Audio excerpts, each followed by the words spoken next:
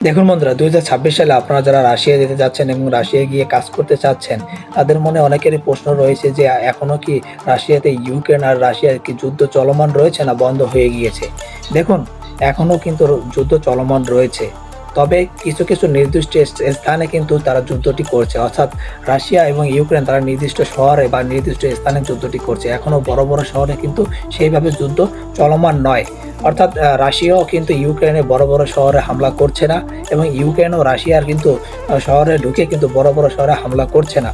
এবং বিশেষজ্ঞরা বা আন্তর্জাতিক পর্যায়ে যে নেতারা রয়েছে তারা মনে করছে যে ২০২৬ সালে হয়তোবা যুদ্ধটি একেবারেই নির্মূল করা হবে বা শান্তি চুক্তি করা হবে। কোনো রকমের যুদ্ধ ২০২৬ সাল শেষ হলে হয়তোবা না থাকতে পারে। তবে এটি অনেকাংশে নির্ভর করবে রাজনৈতিক ব্যক্তি, অর্থাৎ সেখানে রাশিয়ার যে মিলিটারি রয়েছে এবং ইউক্রেনের যে মিলিটারি রয়েছে তাদের পর্যাপ্ত আলোচনার মাধ্যমেই কিন্তু যুদ্ধটা নিষ্পত্তি হতে পারে। তবে সেটা ধারণা করা হচ্ছে ২০২৬ সালের ভিতরেই যুদ্ধটা প্রশমিত হয়ে যাবে বা ২০২৭ সালে আর যুদ্ধের ভয়টি থাকবে না।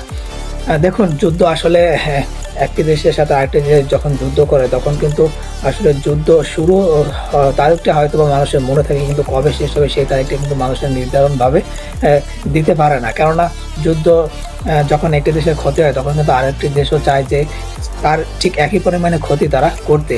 তাছাড়া ইউক্রেন যেহেতু ছোট রাষ্ট্র, রাশিয়া অনেক বড় রাষ্ট্র, আসলে কোনো অংশেতেই ইউক্রেন রাশিয়ার সাথে পারবে না। কিন্তু তারপরও যেহেতু পশ্চিমা শক্তি পুরো ইউরোপের যে পশ্চিমা শক্তি রয়েছে তারা কিন্তু নানাভাবে ইউক্রেনকে সাহায্য করছে, অর্থাৎ অস্ত্র দিয়ে, অর্থ দিয়ে, টেকনিক দিয়ে, যার কারণে কিন্তু রাশিয়া খুব সহজে কিন্তু ইউক্রেনকে হারাতে পারছে না। অর্থাৎ নানা ক্ষেত্রে কিন্তু রাশিয়া নানা রকমের প্রতিবন্ধকতার সৃষ্টি হচ্ছে। তো রাশিয়ার সৈন্যরা কিন্তু যুদ্ধক্ষেত্রে মারা যাচ্ছে। তাই আপনারা যারা রাশিয়াতে আসতে চাচ্ছেন কাছে বাংলাদেশ থেকে, আমি বলব আপনারা অবশ্যই যে কোম্পানিতে আসবেন বা যে শহরে আসবেন সেখানে অবশ্যই ভালোমতো যাচাই করে নিতে হবে। নাহলে কিন্তু আপনি নানা ধরনের সমস্যায় পড়ে যাবেন। অর্থাৎ যেহেতু যুদ্ধ চলমান রয়েছে এবং নির্দিষ্ট স্থানে যুদ্ধ হচ্ছে, সেই যুদ্ধটা কিন্তু আরও বিভিন্ন অঞ্চলে ছড়িয়ে যেতে পারে। তার কারণে কিন্তু সেখানে থাকা পুলিশ বা মিলিটারিরা কিন্তু নানা রকমের চেকপোস্ট বসিয়ে থাকে। অর্থাৎ আপনি যদি একটি সঠিক কোম্পানিতে যেয়ে থাকেন সেক্ষেত্রে আপনার কাগজপত্র, আপনার রেজিস্ট্রেশন নাম্বার, আপনার কোম্পানির বৈধ নাম যদি থাকে সেই ক্ষেত্রে কিন্তু আপনার যখন চেকপোস্টে আপনি আটকা পড়বেন তখন কিন্তু খুব সহজে সেখান থেকে ছাড়া পাবেন। এবং আপনার কোম্পানি যদি ভুয়া হয়ে থাকে, আপনার কাগজপত্র যদি ঠিকমতো না থাকে সেই ক্ষেত্রে কিন্তু আপনি পুলিশ কেসে ফেঁসে যাবেন, অর্থাৎ মিলিটারি কেসে ফেঁসে যাবেন। তাছাড়া আপনি যদি জেলে ঢুকে যান সেই ক্ষেত্রে কিন্তু আপনার নানা রকমের সমস্যায় পড়তে হবে। কেননা সেখানে থাকা কয়েদি দিয়ে রাশিয়া কিন্তু জোর করে যুদ্ধক্ষেত্রে পাঠাচ্ছে, অর্থাৎ প্রশিক্ষণ দিয়ে কিন্তু যুদ্ধক্ষেত্রে পাঠিয়ে দিচ্ছে।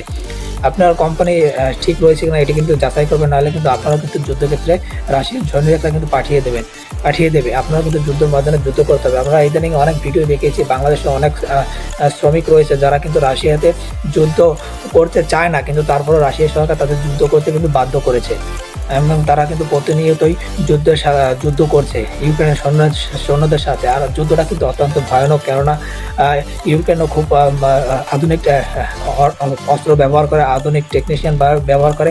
রাশিয়া কিন্তু আধুনিক অস্ত্র ব্যবহার করে, অর্থাৎ তারা কিন্তু মাঠ পর্যায়ে গিয়ে যুদ্ধ করে না বা গোলাগুলি করে না, তারা বিভিন্ন ড্রোন, বিভিন্ন উন্নত প্রযুক্তির সাহায্যে কিন্তু যুদ্ধ করে থাকে, যার ফলে কিন্তু আশঙ্কা হওয়া বা হামলা হওয়ার সম্ভাবনা কিন্তু বেশি থাকে।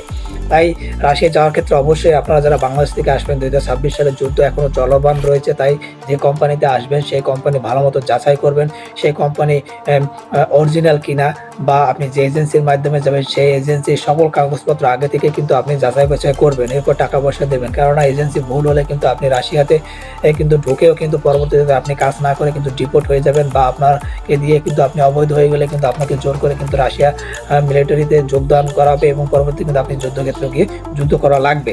তো অবশ্যই এই বিষয়টি মাথায় রেখে রাশিয়া আসবেন।